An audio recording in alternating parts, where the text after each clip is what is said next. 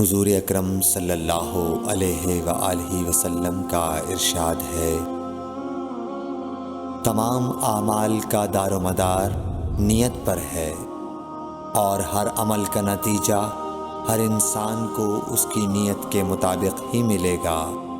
پس جس کی ہجرت دولت دنیا حاصل کرنے کے لیے ہو یا کسی عورت سے شادی کی غرض سے ہو، پس اس کی ہجرت انہی چیزوں کے لیے ہوگی جن کے حاصل کرنے کی نیت سے اس نے ہجرت کی۔